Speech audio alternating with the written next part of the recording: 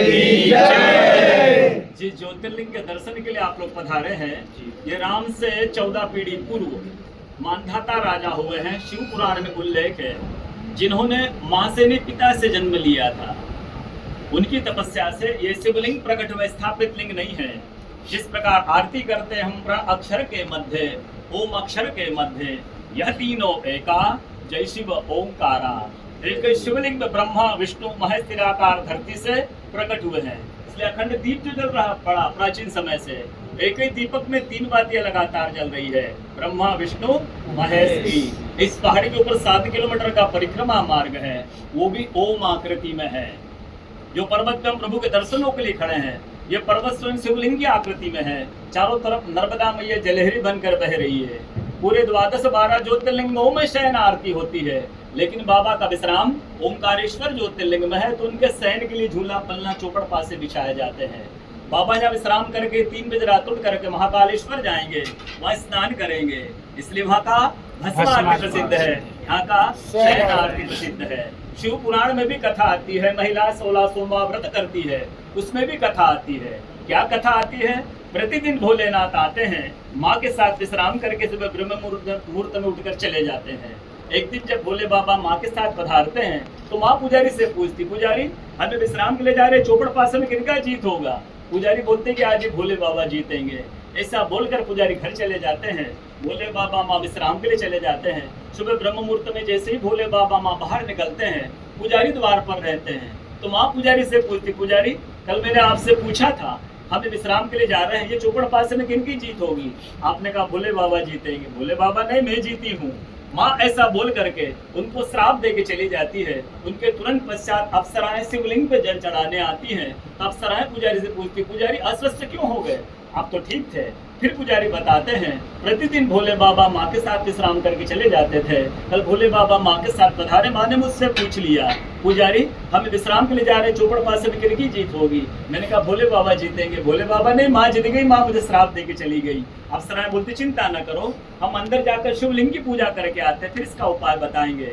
अप्सराएं अंदर आकर पूजा करके बाहर आकर बोलती, पुजारी आप 16 सोमवार व्रत कीजिएगा, व्रत करते ही स्वस्थ हो जाएंगे, व्रत करते ही ठीक हो जाएंगे। ये वो कथा का दर्शन ओंकारेश्वर ज्योतिर्लिंग में प्रतिदिन होता है। बोलो ओंकारेश्वर भगवान की जय। पूरे 12 ज्योतिर्लिंग में ओंकारेश्वर ही ऐसा ज्योतिर्लिंग है, जिसके दर्शन के पश्चात कोई महानदी का दर्शन होता है, जिसके तट को छूकर कोई महानदी बह रही है। आप काशी जाएंगे, गंगा जी दूर है। आप उज्जैन जाएंगे, क्षिप्रा जी दूर है। आप सोमनाथ जाएंगे, समुद्र है। लेकिन ओंकारेश्वर ही ऐसा ज्योतिर्लिंग है, जिसके दर्शन के पश्चात कोई महानदी का दर्शन होता है। वो महानदी है रुद्रदेहाज विद्महे में कलकन्याज धीमहि तन्नो नर्मदा प्रचोदयात्। भगवान शंकर की देह से पसीने के बूंद से निकली है मां नर्मदा। भारतवर्ष में जितनी नदियां हैं, सब उत्तर दक्षिण दक्षिण उत्तर की ओर बहती है, लेकिन मां नर्मदा उदय से 80 की ओर बहती है, पूरब से पश्चिम की ओर बहती है। सब नदियों में नर्मदा ही नदी ऐसी है, जिसके जितने कंकर है सब शंकर है। नर्मदा पुराण में ये भी कहा गया है कि नर्मदा जल के स्पर्श होने जो शिवलिंग निकलते हैं, उनको डायरेक्ट पूजा की, जो प्रतिष्ठा की आवश्यकता नहीं है। नर्मदा जल स्पर्श होने से तो स्वयं प्रतिष्ठित हो जाते हैं। जब अयोध्या में रामलला जी की स्थापना की गई, 2.5 फीट का नर्मदा का शिवलिंग ओंकारेश्वर से ले जाकर अयोध्या में रामलला जी के साथ स्थापित किया गया है। पुराणों में कहा गया है, रेवात टे तपम कुरियात मोक्षदायिनी गंगा। कलयुग में आपको तप करना है तो नर्मदा तट पे जाइए, कलयुग में आपको मोक्ष चाहिए तो गंगा तट पे जाइए। रेवात टे तपम कुरियात मोक्षदायिनी गंगा।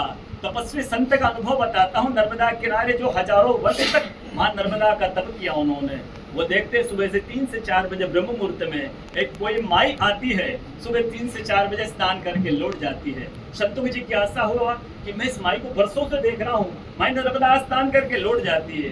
कल मैं माई से पूछूंगा, 3 से 4 बजे ब्रह्म मुहूर्त में माई नर्मदा स्नान करके लौट रही थी। संत देखा माई जा रही है नर्मदा स्नान करके, संत दौड़ते गए, माई को साष्टांग दंडवत प्रणाम किया और माई से पूछा, है माँ मैं बरसों से आपको देख रहा हूँ, आप नर्मदा स्नान करके लौट जाती है माई अपना परिचय दीजिए। तो माई अपना परिचय देती है, मैं गंगा हूँ, कलयुग में शुद्धिकरण करने के लिए नर्मदा स्नान करने के लिए आती हूँ। बोलो गंगा मैया की जय, गंगा मैया की जय। भगवान की जय। आज के कथा के आनंद की जय। सारे भक्तों और भगवान की की जय। पार्वती पद हर